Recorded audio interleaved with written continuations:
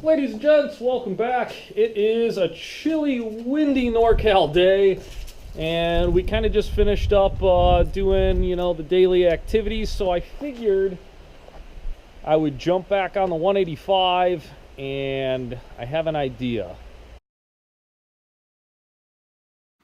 And if you're new, to catch you up, the 185, my last video I made, this thing had a Chinese carburetor on it, and the choke plate, the screws holding it in, backed out, and they sucked into the motor.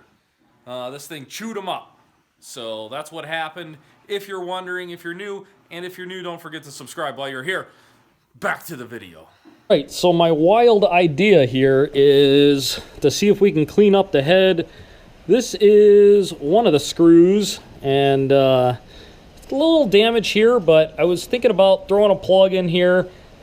We're gonna put some WD-40 or whatever in it and see if the valves leak, if they're bent. And if the valve's not bent, I bet if we clean everything up, this sucker might run again. I don't know. The piston doesn't look that horrible. It's just dirty. What do you think, Uno? Huh? What do you think? I think that we're going to be okay. I put WD in this a while ago, and she's been sitting and doesn't look like it's leaking, so I suppose we should just start cleaning. What about you, Thorbor? You want to go inside? Is it cold out there? Is it cold out here? Hell yeah, it's cold out here. You guys want to go outside? All right. It looks like a mess, because that's what it is, but got the engine back together, and just to be safe, I threw the compression tester back on it, just to see if we lost any, and we're still rocking at about 140 pounds, so I don't know. Let's throw her in and see if it'll run.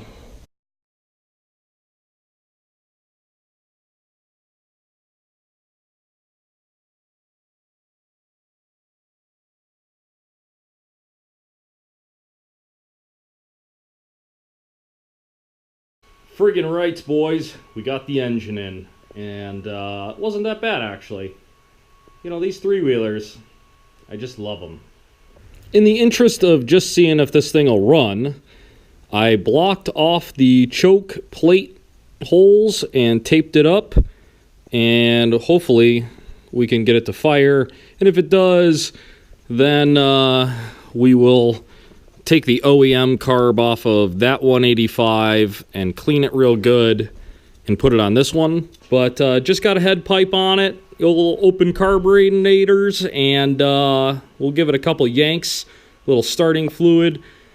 And if I could just hear it go bob, bob, bob, or whatever the hell noise this thing's going to make with an open header, I would just feel a lot better about putting more work into it.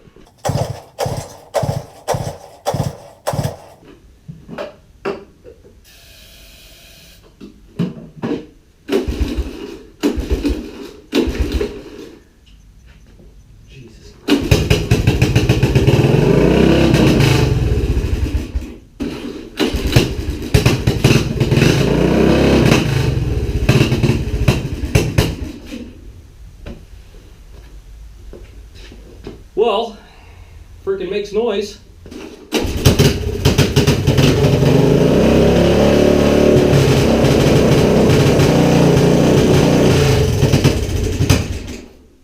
Alrighty.